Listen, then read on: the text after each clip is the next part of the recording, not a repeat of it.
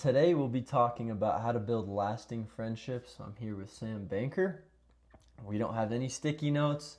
This is all off straight from the dome piece. Let's get into it. So to start off, I'll let Sam introduce himself and then we'll go from there. Hey everybody, I'm Sam. I'm one of Zane's friends. We've known each other forever. You've probably seen me in a couple of videos now, but uh, I'm a I'm a student up at CU Boulder. I'm gonna go into my sophomore year. I'm studying aerospace engineering, and I'm also a cadet up there for Boulder. And I'm trying to become a pilot in the Air Force eventually. So me and Zane have slightly different uh, career aspirations and goals in our lives, but that's something we can tackle later. Yeah, definitely. So we've been best friends for several years now, and I think we should rewind back to high school where we started off being friends around sophomore year. It was first day of school. We started being friends. It was going well, and I think our friend group had a little bit of its differences Freshman year.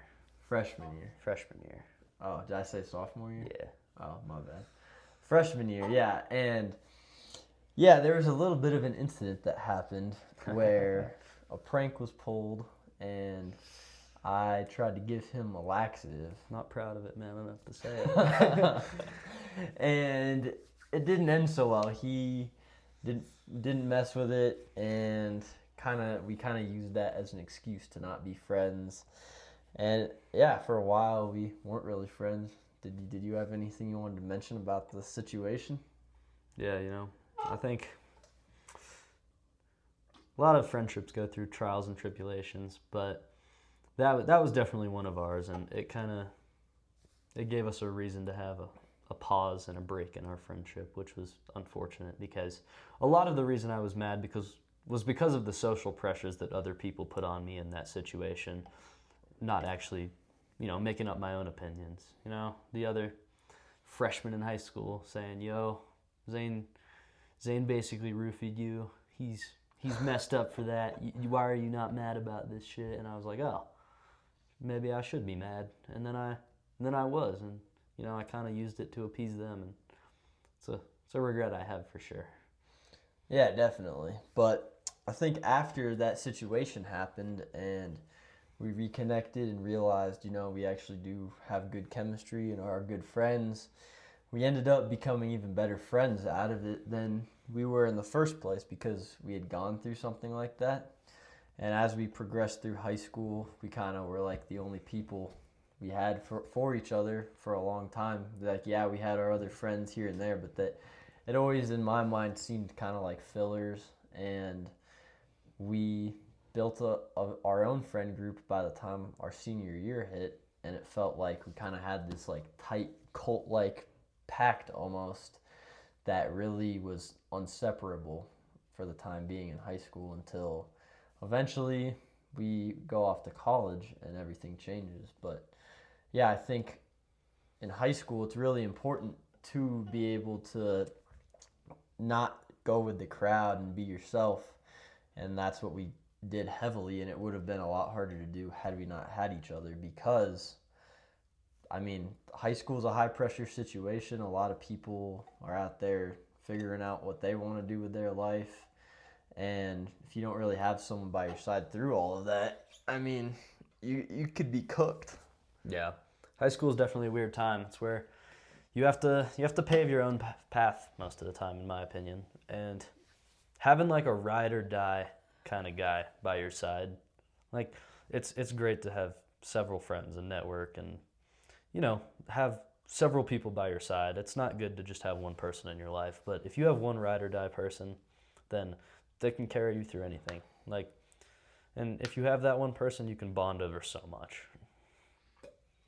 Yeah, definitely, especially when shit gets rough. You have someone you could call up or someone you could talk to. But not to mention, we also had dated some people in high school, and I think that also had a big impact on our friendship. Through obviously we hung out a lot, hung out every day, and had our own arguments and gone through stuff. But we also had kind of been dating these two girls that were our friends, that were each other's friends, and through that, the four of us would hang out a lot. And I think that really bonded us very tightly because it was more than just a friendship. It was more of into our own like personal romance life. Yeah. And through like the breakups and all that stuff, I think that really built it up even more. But was there any like stories or anything you had in mind about that would you think Man, the people would want to hear? I know we could talk about that time for days on end, but I know that that situation, at least for me in particular, bonded me so much more with you and let me get to know you on such a deep level that it was on another level after that. But yeah, oh man. Yeah, maybe we could touch up on like how when you have essentially uh, in the situation there the girl that he was dating, not to like call her out or anything, she was telling me one thing and telling him another thing because I was friends with her, and it kind of got us thinking two different things, and it got us mad at each other, and we were really like mad and pressed about it, and we decided like, are we really gonna let this girl, like, yeah, it's his girlfriend, are we gonna really let her get between us being friends because we've known each other for several years? And so we came together, we talked about it, we told each other our own sides of it, figured out that okay, we're being told two different things, and we were able to work that out and then trust each other even more from that versus some people will let that get to them and just stop being friends altogether and be petty and needy about that stuff. And I think that's a real true factor of building like lifelong friends, if you can work through stuff like that and trust each other and communicate over stuff when stuff gets rough, because like hearing two different things can really kind of be manipulative and throw people off heavily. Yeah. We've had a couple times where that happened now, but nothing against the people that it's happened with. They've all been lovely people, especially in that relationship with those girls, but they were great, but I think, bros before hoes. Yeah. That's kind of what it came down to, and as soon as we started kind of butting heads over that relationship, that's when we knew like it kind of had to it had ran its course, and we knew that it was time to move on from that. Yeah, definitely. I think another thing to mention is that, well, what would you say your take is on if you're dating a girl or talking to a girl and she doesn't get along with one of your friends? Oh man, like I've talked about it extensively with several other people other than you, but having a girl that gets along well with your best friend is crucial. And that's ultimately probably why that relationship ended, was because you guys started out as such good friends, and towards the end of it you were not on speaking terms, and that made it incredibly difficult for me to divide my attention between the two of the most important people in my life. Like having to divide that up mentally between, Zane mode and then girlfriend mode was incredibly hard, especially knowing that they didn't like each other. That's always really hard. And yeah. Yeah, I mean, you got to pick one or the other when it comes down to it, especially if someone doesn't get along. And yeah, I think if you are best friends with someone and you truly believe that they're the right person to be hanging around, whether it's someone you're really tight with and you've known for years, like this dude, or someone that you just met, you got to decide whether or not they're going to be a ride or die. And if they are, you stick by their side. And if they're not, then, maybe the girl or whoever you're looking to maybe date or see isn't the one to be with, because ultimately your friends are a reflection of who you are. And Oh, you stole my line. I was just about to say it. yeah, so I made a video about this, but like if you're with your friend and maybe the girl you're talking to, you should have your friend just say everything that you would say normally, because sometimes you might not be brave enough or willing to say those things, and see how she reacts, because how she reacts will be a telltale sign down the line what she'll think when she gets to know the true version of you. And if those signs are revealed early, hey, I don't really like your friend, that kind of shows like, okay, maybe that girl's not right for me in the first place. Yeah. I think everybody switches up a little bit at first when you're first beginning a relationship or a talking stage. Of course, you're not going to come out of the dugout just swinging. Like you're going to be a little more tame. And I think this guy has definitely, revealed some true colors to girls in the past before that has been for better or for worse. But it's, yeah, you definitely got to help your friends out by being a true reflection of who they are. And if a girl doesn't like you, then so be it. Yeah, definitely. I think we should transition from the whole girl talk and start talking about like going to college and how being around someone for 4 years every day to like not seeing them for several months at a time, and how we handled that, how we worked around it, and how we are now being back at the summer hanging out pretty frequently. Do you want to like tell the people your point of view and how things were, and then I'll go into it? Yeah, absolutely. I mean, like Zane just said, it was 4 years seeing each other every single day, and we got really close in that time, and then going to different schools, like just like that, like no more of the other person it was strange. It was definitely off for the first couple weeks of college before you built those connections. And I mean, I know you found Ashton really early on. Shout out Ashton Alder. I love you, big dog. Love you, bro. Yeah, Ashton's now one of my good friends because of Zane. He's one of the coolest dudes I've ever met. But you found Ashton really early on, and I kind of had a sense of community with ROTC, and that really helped me, kind of branch out and meet more people that I kind of wouldn't, because I kind of relied on Zane a bit through high school to, build social connections. Yeah, definitely. Yeah, I think I agree with that, and yeah, I think early on I went in thinking like, oh, I'm just gonna act the way I did in high school because I had him by my side, and if someone didn't agree or fuck with what I was saying, that I would have him backing me up, and then suddenly I didn't have anyone backing me up, and I just looked like a fool, and not a lot of people messed with me. And then I stumbled across my friend Ashton, like we said, shout out, bro, you're the GOAT. And he didn't really like it either, and eventually he got adjusted and acclimated, and shit worked itself out. But truly, you make the best friends in your life and the lifelong friends by being yourself. And when I started saying the crazy stuff and doing the crazy stuff around him, and he was like, what are you doing, bro? Rather than me stopping it or trying to act different to be friends with him, I kept doing it, and I was like, bro, this is how it's going to be. This is who I am. If you don't like it, then that's cool. You can go find someone else to be friends with, but if you do, this is like who I am, who I'm going to be.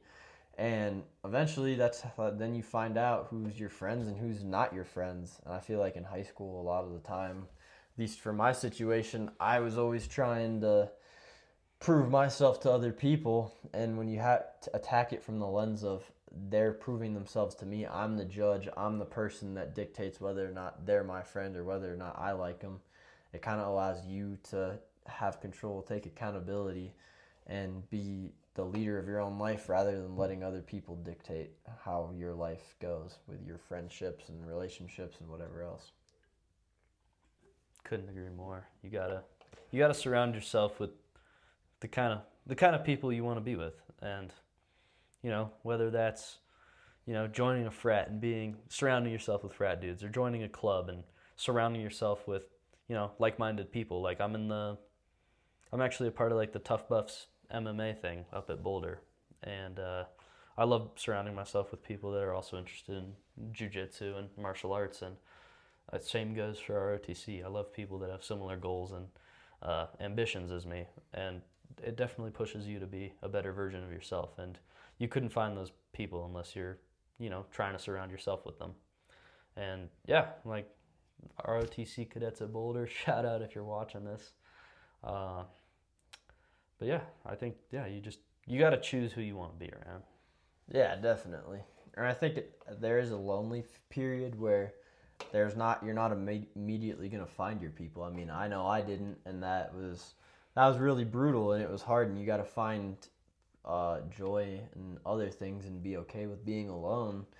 and you can't just run to a girlfriend or run to people that you don't respect or they don't respect you, and just in hopes of filling the void. Because once you can be uncomfortable being alone, then there's really truly nothing to fear, and you can accomplish anything and not settle for less. I think, yeah, going away to college is tough, but that's the point of it. You're supposed to move away, you're supposed to have a hard time. Maybe you didn't get along with your roommate, like I know I didn't, and through doing that, that teaches you and builds you up and makes you into an even better person, so that when you truly do find those people, you're well equipped to handle the situations, relationships, and friendships, and be emotionally available rather than coming at it from a more immature, on top perspective. Becoming comfortable with being alone at college was probably one of the most powerful and kind of unique experiences of my life. I went from, having my best friend every day, having my family, having all this, and every college student experiences this to some degree, but being able to be comfortable being by yourself, it helps you so much in the long run, because you won't always have people to surround yourself with. And especially college, if you're willing to go out completely alone, like with nobody by your side, and just go out, meet new people, or even just sit down and enjoy a meal by yourself, being comfortable with that is the best thing you can do. But I definitely think every college student should be able to, branch out and find new people, because if I know for a fact, if I went to the same school as this guy, we would not have found other people at all. Like, Yeah, definitely not. it's the best thing I think we could have done. If you're going to college with your best friend, I think there's probably a good reason for it, but I think not going to college with Zane helped me find so many more people that I probably wouldn't have never met. Yeah, definitely. I think we should go into when you get into like an argument or a fight with one of your friends or maybe even your girlfriend, and how to resolve that, and then we can do a little recap of all this and then conclude it off. But Sounds good. in terms of when you get into an argument, I always think of it from the lens of someone that's not involved. Like, if you were to ask someone else's opinion, hey, who's in the wrong here? You want to be the person to actually see that and drop your ego aside. And that's why, as down bad as this sounds, I'll sometimes even go straight to Claude and be like, hey, this is the situation I'm in. Can you give me a non-biased, non-skewed perspective and tell me who's in the wrong here? That way, if I am in the wrong, I can say, I fucked up, I was wrong, and own up to my mistakes, because I know that makes me look stronger. Versus if they're in the wrong, then I know, okay, I'm going to stand on business, stand on what I did, and not bow down to that. And I feel like that's how I've gone about a lot of situations. I think if you are okay admitting you're wrong, it doesn't make you look weaker. It actually builds you up and makes you look stronger, because those who can't admit they're wrong are wrong often. Yeah, I think honestly, just like you said, admitting your faults and dropping the ego is one of the bigger lessons I think I've learned. We've gone through several situations like that where, I've just had to own it up and just say, damn, bro, like, I'm sorry. That was my fault. I think we can both relate back to the situation second semester senior year with the girl he was kind of talking to. And, she kind of was like, oh, I don't really like him. Kind of want to talk to Sam now. And I was like, oh, I bet. Got the green flag from everybody, knowing like damn well it was not a homie thing to do. Like that was shitty. And, kind of after that situation resolved itself, I was like, damn, bro, like that was my fault. And there was nothing else to say other than just like, that was me. Like, Yeah, like own up to your shit. Yeah, you just got to own up to it. And if you do that, you should also expect your friend to do that. If you do it and your homie doesn't, like, Yeah, you got a problem. you got a problem and you got to address it. You got to be comfortable dropping your ego around your friends, especially if you trust them to be, lifelong friends.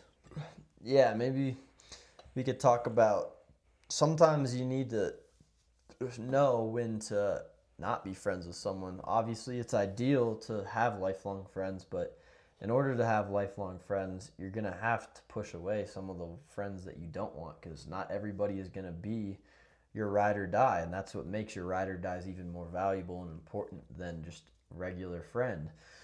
And we had a friend for a while.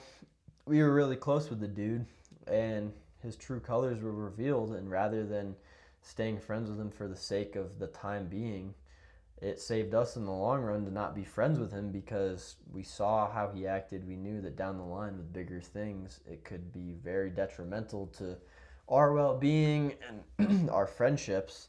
And you could look at it as, oh, well, I've been friends with someone or I've dated someone for so long, I should just stay with them. But that does you no good. You might as well just cut the ties as soon as possible. You're not losing anything. You're not doing any of that. You're actually gaining a lot. Not only respect for yourself, but you're also gaining back your time. And you in order to get someone new in your life, you need to create space for that person, whether it's a friend or girlfriend. And in order to create space, sometimes you need to cut people off and know when it's time. And the time is pretty apparent. Yeah, one of the best times for that is college. Go off, do something new, be by yourself, be comfortable being by yourself, and people will follow. Because if you're comfortable being by yourself, then people will want to strive to be around you. Yeah, and another thing to mention, then we'll do a little recap, is I think in order to be yourself, a lot of people say, oh, you need to be authentic. And I think authentic is a buzzword nowadays. Everybody throws it around. And people are always saying, oh, how do you be authentic? And I think authenticity is the absence of technique. I think authenticity is just doing stuff without having a plan and just being yourself and not putting thought into it. Obviously, not being reckless and anything crazy, but like if I'm gonna make a joke around him, I'm not gonna think about the joke. Or if I'm gonna say something or have an idea, I'm just gonna say it. And if it comes out dumb or wrong, we're gonna laugh it off and move on. We're not gonna make a big deal about it. And obviously, that comes with years of friendship. But even with someone you just met, obviously you don't want to go crazy and say a bunch of wild stuff and scare them off in the beginning. But test the waters a little bit, see how it goes, and then go from there. And it's better to test the waters than forever just stay on the land and hope that one day they will test it for you. If you can't be yourself around somebody, you're going to have a miserable experience. And I know both of us can speak from experience with, girls that we've talked to where it's like you're kind of walking the line of like you want to be yourself, but you've put up this front of being somebody you're not, and it's hard to sustain, and it's horrible. And I think a lot of modern relationships there's a lot of authenticity lacking in modern romance, and I think a lot of that comes from mind games and love bombing and not wanting to be alone too. Breadcrumbing. Yeah, definitely. Yeah, I think to give a little recap, I think in order to build lifelong friends, you need to fully be yourself, even if that means pushing others away. You need to be willing to swallow your pride, drop your ego, and admit you're wrong if you were, but also stand on business and stand on how you feel if the other person is in the wrong. And if they are in the wrong, you need to know, okay, when it's right to cut them off or not. And if you're in the wrong, you make things right, and then you guys build bond and become even stronger. And that all those reps lead to becoming lifelong friends, because eventually you get to a point where you guys know each other so well. You've made your mistakes on both sides. You've admitted to your faults, and eventually the faults patch everything up and make it impossible to break apart. And ultimately, that's invaluable, and you can't buy that. You can't, like, no amount of money you make will buy that. No amount of getting girls will buy that, or fame or clout. Like, that's something that a lifelong skill can be built off of. So I think that's something I'm grateful I learned before I even turned 19. Yeah, I think after you overcome all of that at a certain point, you kind of become a part of each other in a way. No homo. But like You just become. Nah, it's homo. That's homo. It's homo. It's homo. Nah. You just become kind of like. You become so close to a point where it's like you said, you can say anything. But, all those little bumps and stuff you encounter along the way just. Build it up. They build it up, Like, you go to the gym for the first time, you leave with your hands shredded, but going for like 2 years, you build up the calluses, and then you're chilling from there. Yeah, I think that encapsulates it all. So, if there's nothing else you want to add, I think that concludes the episode. I think I'm good. All right, bet. Well, thank you guys for watching if you made it to the end, and we will see you in the next one.